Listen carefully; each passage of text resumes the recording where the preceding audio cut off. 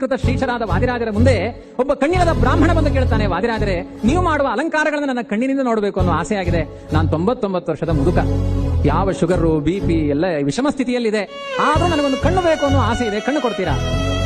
ಯಾರಾದ್ರೂ ಬೂದಿ ಕೊಡುವ ಬಾಬಾಗಳಿರ್ಬೋದು, ಕಣ್ಣು ಕೊಡುವ ಬಾಬಾ ಯಾರು ಇಲ್ಲ ರೀ. ಇದ್ದಿದ್ರೆ ಇಷ್ಟೊಂದು ಆಸ್ಪತ್ರೆಗಳು ಬೇಕಾಗಿತ್ತ, ಬೀದಿ ಬೀದಿಗೆ ಹೋಮಿಯೋ ಕ್ಲಿನಿಕ್ಗಳು, ಆಸ್ಪತ್ರೆಗಳು ಬೇಕಾಗಿರಲಿಲ್ಲ.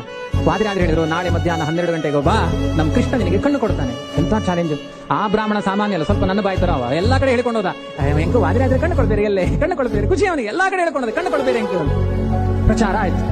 ಸಿಕ್ಕಾಪಟ್ಟೆ ಜನ ಮಧ್ಯಾಹ್ನ ಕಾಲಕ್ಕೆ 1000 ಜನ ಕೃಷ್ಣ ಮಠದಲ್ಲಿ ಸೇರಿದ್ದಾರೆ. ಯಾಕೆಂದ್ರೆ ಕಣ್ಣು ತೆಗೆಯೋರು ತುಂಬಾ ಮಂದಿ ಇದ್ದಾರೆ, ಕಣ್ಣು ಕೊಡೋರು ಯಾರು ಅಂತ ನೋಡ್ಲಿಕ್ಕೆ ಬಂದ್ರು. ವಾದಿರಾಜರು ಕೃಷ್ಣನ ಆರಾಧನೆಯನ್ನು ಮಾಡ್ತಾ ಕೃಷ್ಣನ ಪಾದಕ್ಕೆ ಗಂಧವಿಟ್ಟು ಕೇಳ್ತಾರೆ. ಒಬ್ಬ ಹೊರಗಡೆ ಭಕ್ತ ಕಾಯ್ತಾ ಇದ್ದಾನೆ, ಕಣ್ಣು ಕೊಡು ಅಂತ ಕೇಳ್ತಾ ಇದ್ದಾನೆ. ಯದಿ ದಿಶಸಿ ನಯನ ಪಟುತಾಂ ಭವಚ್ಚರಣ ಸೇವಾಯೇ, ನಿನ್ನ ಪಾದಕಮಲವನ ಅನನ್ಯವಾದ ಭಕ್ತಿಯಿಂದ ಆರಾಧನೆ ಮಾಡ್ತಾ ಇರುವ ಭಜಕ ನಾನು ನಿನ್ನ ಪಾದಕ್ಕಿಟ್ಟ ಗಂಧವನ್ನ ಭಕ್ತನಿಗೆ ಕೊಟ್ಟು ಕಣ್ಣಿಗೆ ಮುಟ್ಟಿಸಿಕೊಂಡಾಗ ಅವನ ಕಣ್ಣು ಕಾಣಬೇಕು. ಕೃಷ್ಣ ಜಾಗ್ರತೆ. ದೇವರ ಹತ್ರ ಮಾತನಾಡೋದವರು ವಾದಿರಾಜರು, ಮಾತನಾಡುವ ಕ್ರಮ. ರುಕ್ಮಿಣಿ ಕಲ್ಯಾಣ ಮಾಡಿಸಿದವರಲ್ಲ ವಾದಿರಾಜರು, ತುಂಬಾ ಸಲಿಗೆ ದೇವರೊಟ್ಟಿಗೆ. ಕೆಲವರಿಗೆ ಗುರುಗಳೊಟ್ಟಿಗೆ ತುಂಬಾ ಸಲಿಗೆ ಎಂದು ಮಾತನಾಡೋದಿಲ್ಲ, ಹಾಗೆ ವಾದಿರಾಜರೊಟ್ಟಿಗೆ ಅಷ್ಟು ಸಲಿಗೆ, ಕೃಷ್ಣನೊಟ್ಟಿಗೆ ಸಲಿಗೆ ವಾದಿರಾಜರಿಗೆ.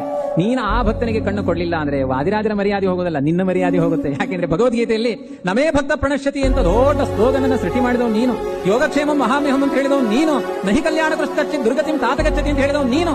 ಹೌದು ಅಂತಾದ್ರೆ ಆ ಭಕ್ತನಿಗೆ ಈ ಭಕ್ತ ಆ ಗಂಧ ಕೊಟ್ಟಾಗ ಕಣ್ಣು ಕೊಡಬೇಕು ನೀನು, ಇಲ್ಲಂದ್ರೆ ಮರ್ಯಾದೆ ನಿಂದ ಹೋಗುತ್ತೆ, ನಂದು ಮರ್ಯಾದೆ ಹೋಗೋದಿಲ್ಲ ಅಂತ ನಿಂದಾಸ್ತುತಿಯನ್ನ ಮಾಡಿ ಭಕ್ತನಿಗೆ ಆ ಗಂಧವನ್ನು ಕೊಟ್ರೆ, ಆ ಕೃಷ್ಣ ಮಠದ ಆವರಣದಲ್ಲಿ ಭಕ್ತ ಗಂಧವನ್ನು ಲೇಪಿಸಿಕೊಂಡು ದಿವ್ಯ ಚಕ್ಷುಸ್ಸನ್ನ ಪಡೆದು ಕೃಷ್ಣನನ್ನು ನೋಡ್ತಾ ಕುಣಿದಾಡ್ತಾನೆ. ಇದು ವಾದಿರಾಜರ ಮಹಿಮೆ. 99 ವರ್ಷದ ಮುದುಕನಿಗೂ ಕಣ್ಣು ಕೊಟ್ಟರು ವಾದಿರಾಜರು.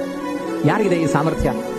ಒಬ್ಬ ಮುದುಕ ನೇತ್ರಾವತಿ ನದಿಯಲ್ಲಿ ಕಾರ್ತಿಕ ಮಾಸ ಸ್ನಾನ ಮಾಡಬೇಕು. ವಾದಿರಾಜರೇ, ಎಂಕ ತೀರುರಿ, ಎಂಕ ಚಳಿ ತಡೆ ಹೊಂಡ್ರೆ ಆಪುರಿ, ಏನು ಸೈತ್ಯ ಬೋಪೆ ಮೀಂಡ ಕಾರ್ತಿಕ ಮಾಸದಲ್ಲಿ ನನಗೆ ಚಳಿ ಆಗಲ್ಲ, ನನಗೆ ತಣ್ಣೀರಾಗಲ್ಲ. ವಾದಿರಾಜರು ಬಲ ಈಗ ಬಿಸಿ ನೀರದ ಕುಂಡ ಉಂಡು, ಬಿಸಿ ನೀರಿನ ಕುಂಡ ಇದೆ ಇಲ್ಲಿ, ಬಾ ನೀನು ಇಲ್ಲಿ ಸ್ನಾನಕ್ಕೆ ಬಾ ಅಂತ ಕರೆದ್ರು ವಾದಿರಾಜರು. ಅವರ ಮಾತಿನ ಶಕ್ತಿಯಿಂದ ಇವತ್ತು ಒಂದು ಬೇಂದ್ರೆ ತೀರ್ಥ ಅಂತ ಇದೆ. ಬಿಸಿ ನೀರಿನ ಕುಂಡ ನಿರ್ಮಾಣ ಆಯಿತು ವಾದಿರಾಜರ ಮಾತಿನಲ್ಲಿ. ಇದು ವಾದಿರಾಜರ ವಾಕ್ಶಕ್ತಿ. ಇದನ್ನ ನಾನು ಹೇಳ್ತಾ ಇರೋದಲ್ಲ ಖಂಡಿತ, ಅಥವಾ ವಾದಿರಾಜರ ಭಜಕರು ಹೇಳ್ತಾ ಇರೋದಲ್ಲ. ನೀವೇನ್ ತಿಳ್ಕೊಳ್ಬೇಕು ಅಂದ್ರೆ, ವಾದಿರಾಜರೇ ತಮ್ಮ ಕೃತಿಗಳಲ್ಲಿ ಹೇಳಿಕೊಂಡಿದ್ದಾರೆ. ಎಂಥ ಅನುಗ್ರಹ, ಹಯಗ್ರೀವನ ಅನುಗ್ರಹ. ನಾನು ನನ್ನ ಮೃತ್ತಿಕೆ ಪಾದೋದಕ, ನಾನು ಹೇಳಿದ ಮಾತುಗಳು, ನನ್ನ ಗ್ರಂಥಗಳನ್ನು ಯಾರು ಪಠನೆ ಮಾಡ್ತಾರೋ ಹಯಗ್ರೀವ ಅವರಿಗೆ ಇವತ್ತಿಗೂ ಅದನ್ನ ಸತ್ಯ ಮಾಡ್ತಾನೆ. ನನ್ನ ಪಾದೋದಕದಿಂದ ಭೂತಪ್ರೇತ ಪಿಶಾಚಿಗಳ ಸಂಚಾರಗಳ ನಾಶವಾಗುತ್ತೆ. ಇದು ಹಯಗ್ರೀವ ದೇವರ ಮಹಿಮೆಯಿಂದ ಇಂಥ ಅದ್ಭುತವಾದ ಶಕ್ತಿಯನ್ನು ನಾನು ಪಡೆದುಕೊಂಡಿದ್ದೇನೆ.